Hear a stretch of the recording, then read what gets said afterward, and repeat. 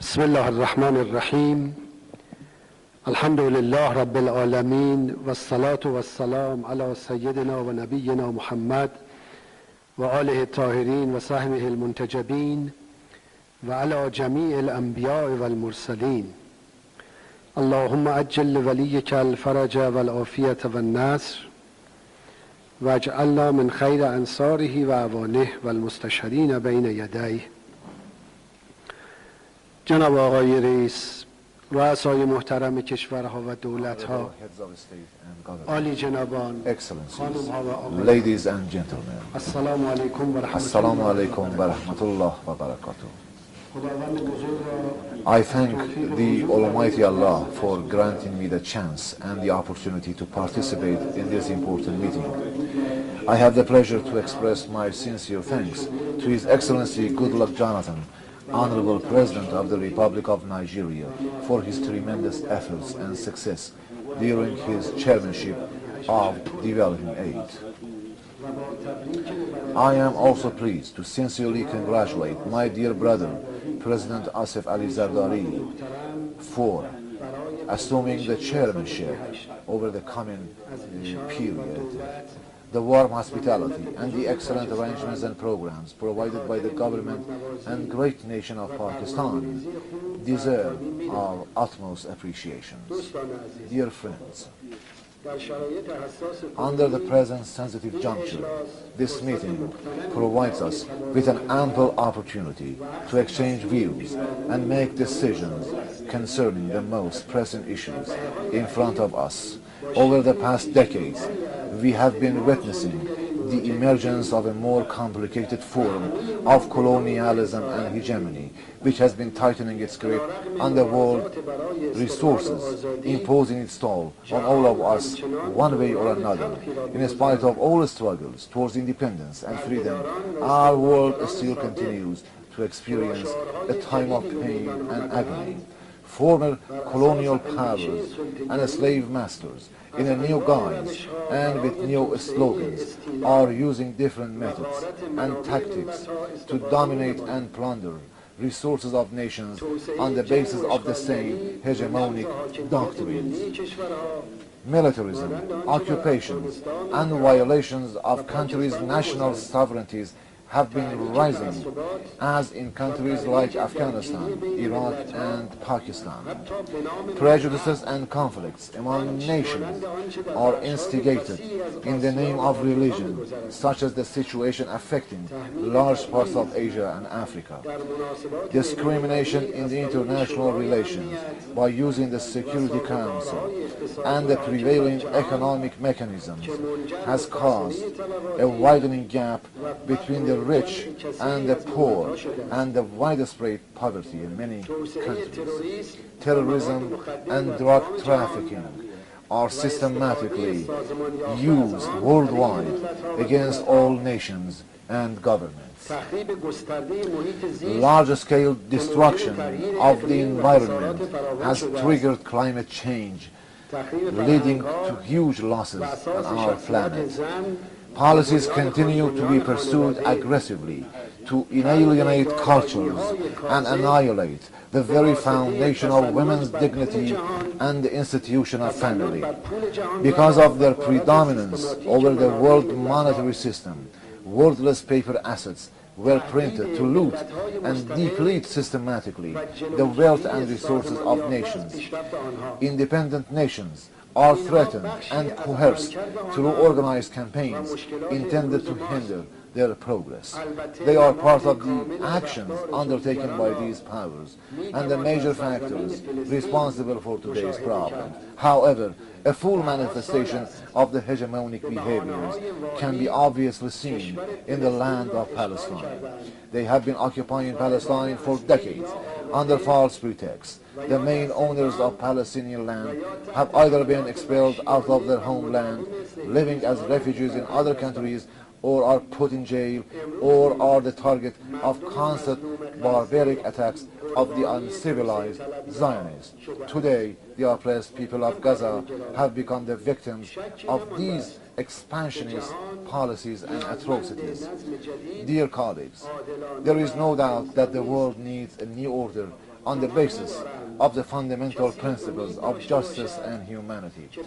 I don't think that anybody may have any hope that the creators of the current unjust order can play a role in its reformation. A fundamental change and establishment of a new humane order require a firm resolve and joint efforts of all. Each and every one of us must have the will and determination to participate in this process towards achieving a sustainable peace and finally security and welfare for all. By the grace of God and with the awakening of nations, this process has started. By the grace of God, the era of capitalism and capitalists has come to an end with the tiding of a new age for humankind. However, the former colonial powers and slave masters must not be allowed to disguise for reasserting themselves in the management of the world.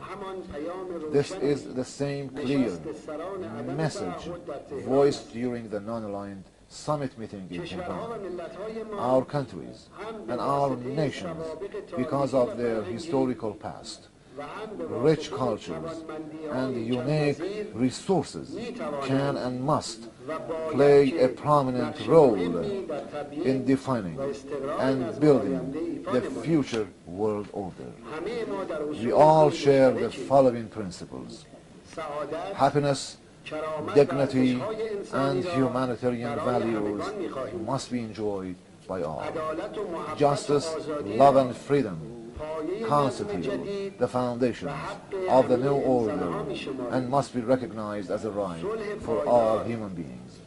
All human beings are entitled to enjoy sustainable peace, security, welfare, and progress as their inalienable rights. We are all against all types of discrimination and humiliation against human beings, as well as the use of force and coercion in the international relations.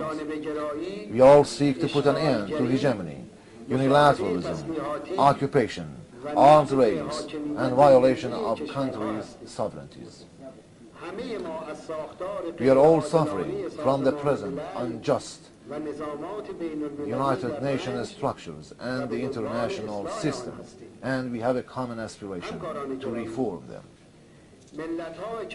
Dear colleagues, in addition to cultural bonds and principles, our nations and countries are endowed with great economic, political, and geographical potentials. A population of over 1 billion, vast lands, water and energy resources, and geostrategic importance, rich mineral resources, along with scientific and research centers, scientists, and talented human resources.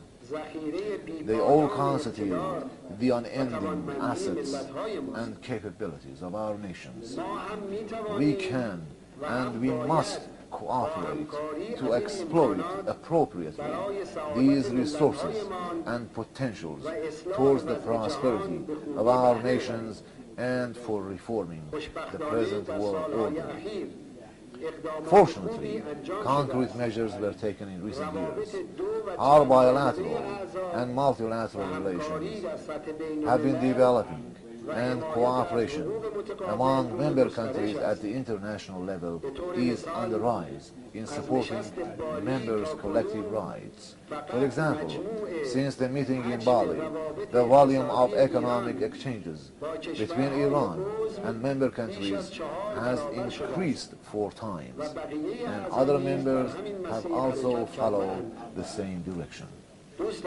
Dear colleagues, our economies, science, technology, industry, and agriculture can be complementary to each other and support each other. We can enhance our relations more than ever in the interest of our nations beyond the domain of the hegemonic powers. On this basis, I wish to highlight the following proposals. more serious support must be provided to permanent economic commission with the presence of senior experts of member countries for a fair and equitable development of economic relationship. 2.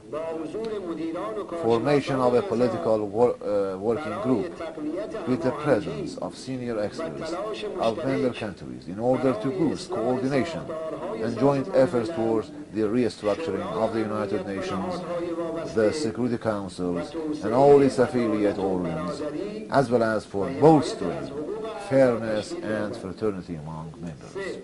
3. Establishment of joint investment fund among members. 4. Like member states of BRICS, we can put in place a barter transaction system in order to protect our economies against the negative implications of the dominant world currency, a currency which is created with no limit and without backing will transfer inflation, rising prices and budget deficits from some countries to independent nations, sending their wealth into the pockets of the world capitalists. 5. Supporting the activities of the private sectors in the member countries and promoting interactions and partnerships among them as a main strategy to boost trade and economic ties. 6. Entry into force of the preferential trade agreement of the members as early as possible. Dear colleagues, we must believe in our capabilities and power ever than before. Together, we can build a better world. Surely, our collective efforts for the establishment of purity and justice shall accomplish. This is the promise of Allah, that a lovely and beautiful spring shall come very soon, following a long winter. He has sent His prophets and the perfect human being to help nations. He has pledged that a man who has the quality of divine messengers, who manifest the truth and purity, and who is alive, will emerge, and in his company comes Jesus Christ. He, with the help of all people of good faith, and by using all positive capacities of peoples and nations, shall assist mankind to fulfill their aspirations for justice, love, and happiness. He is the personification of absolute justice, compassion, and love to humankind. Every step for expanding justice, love, and fraternal ties is a move forward to embrace that beautiful, eternal spring. We must take faster and higher steps for its fulfillment. Once more, I wish to thank my dear brother, President Asif Zardari, as well as the government and great nation of Pakistan, and the former Secretary General for his tremendous efforts. I wish you all ever-increasing success, and I wish every success for Mr. President and for the Secretary General. I pray to the Almighty God for the happiness and prosperity of all nations. Thank you. Thank you very much. Good luck.